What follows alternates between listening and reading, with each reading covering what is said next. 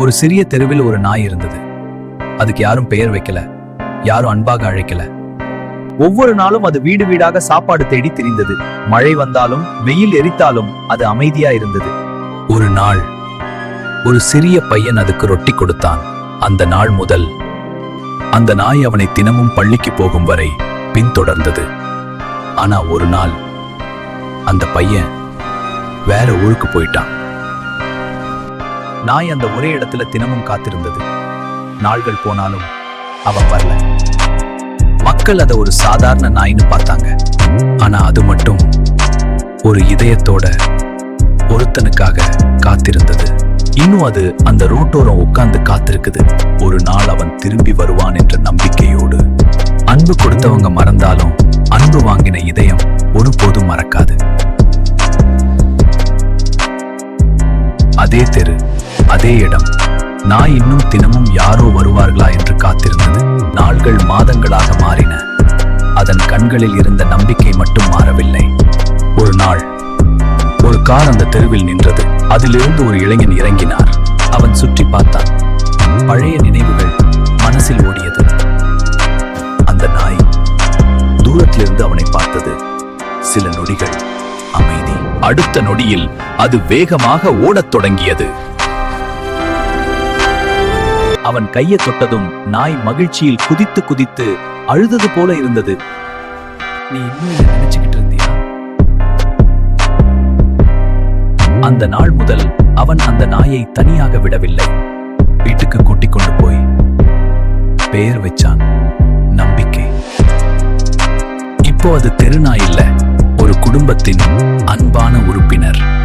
காத்திருந்த அன்புக்கு ஒரு நாள் கண்டிப்பாக வீடு கிடைக்கும். எல்லோரும் சாப்பாடு வாங்கிக் கொண்டிருந்த நேரத்தில் ஒரு சிறிய ஏழை நாய் தன் தட்டை தூக்கி கொண்டு நின்றது. ஆனா அவனை அங்கிருந்து விரட்டி விட்டார்கள். அங்கே இருந்த மற்ற நாய்கள் கூட அவனை பார்த்து சிரித்தன. அந்த நாளிலிருந்து அவன் யாரிடமும் எதுவும் எதிர்பார்க்கவில்லை. வாழைப்பழம் வியாபாரம் செய்ய ஆரம்பித்தான். மக்கள் அவன் உழைப்பை பார்த்து வாழைப்பழங்களை வாங்க ஆரம்பித்தார்கள். அவனுடைய வாழ்க்கை மெதுவாக மாற ஆரம்பித்தது. ஒரு கட்டத்திற்கு மேல் அந்த ஏழை நாய் பணக்கார நாயாக மாறிவிட்டது. ஆனால் அவன் மனசு மட்டும் மாறவில்லை. தனியா ஒரு ஹோட்டல் ஆரம்பிச்சு அனைவருக்கும் இலவசமா சாப்பாடு கொடுத்தான். உங்களுக்கு என்னையும் இந்த கதையும் பிடித்திருந்தால் சிம்பா கியூட் சேனலை சப்ஸ்கிரைப் செய்யவும்.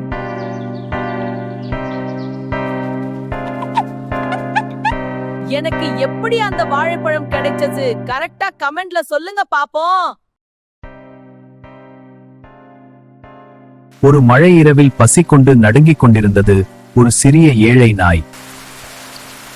அந்த நேரத்தில் ஒரு குழந்தை சாலைக்கு அருகில் வந்தது. ஆபத்திருப்பதை அந்த நாய் மட்டும் கவனித்தது. தன் பசியையும் மறந்து அந்த நாய் விரைந்து சென்று அந்த குழந்தையை பாதுகாப்பாக பின்னால் இழுத்தது. அப்போதுதான் அந்த குழந்தையின் அம்மா உணர்ந்தார். அவள் குழந்தையை காப்பாற்றியது இந்த நாய்தான்.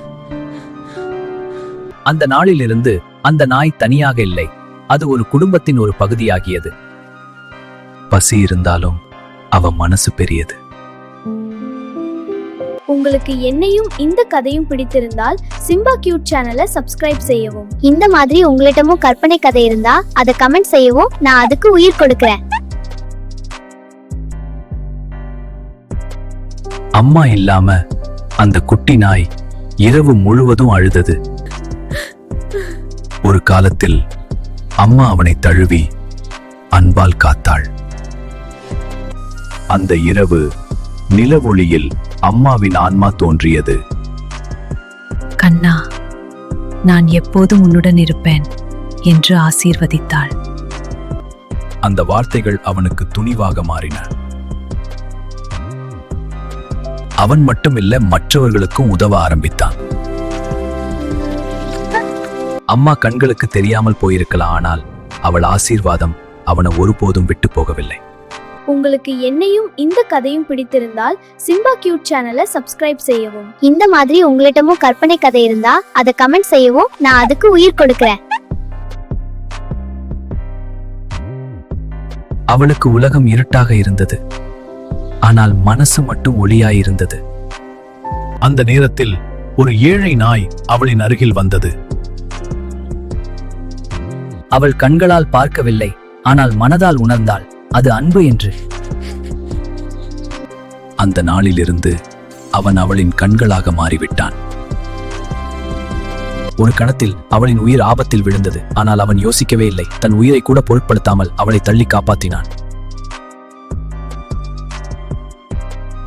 அம்மா சேலை இல்லாம கஷ்டப்படுகிறத பார்த்து அவன் மனசு உடைந்துச்சு. ஒரு சேலை வாங்கி அம்மாவை சிரிக்க வைக்கணும். அவன் மனசுல ஒரு கனவு பிறந்தது. காசு இல்லாதவன் கனவு காணக்கூடாதான். அவன் கேட்டது ஒரு சேலை தான். ஆனா கிடைத்தது அவமானம்.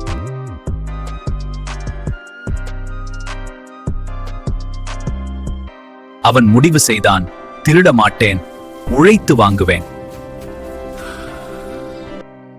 இந்த முறை அவன் கையில் காசு மட்டும் இல்ல, மரியாதையும் இருந்தது.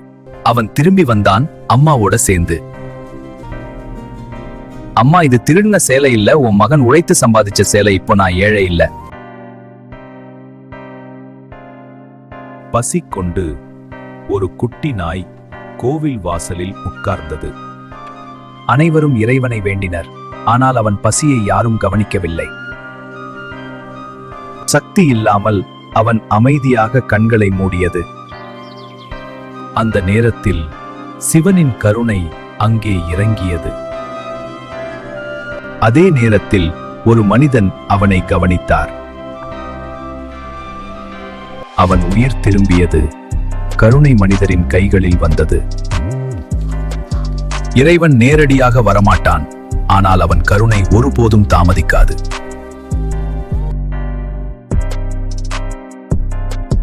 பசி, தாகம், பலவீனமாய் கோவில் படிகளில் கிடந்தது அந்த குட்டி நாய். அவன் பேச முடியவில்லை, ஆனால் அவன் கண்கள் பிரார்த்தனை செய்தது. அந்த நேரத்தில் ஒரு சிறுவன் அவனை கவனித்தான். அவன் கையில் இருந்த ஒரே பாலை தன் பசியை மறந்து அந்த நாய்க்கு கொடுத்தான். முருகன் நேரடியாக வரவில்லை, ஆனால் அவன் கருணையை அனுப்பினார்.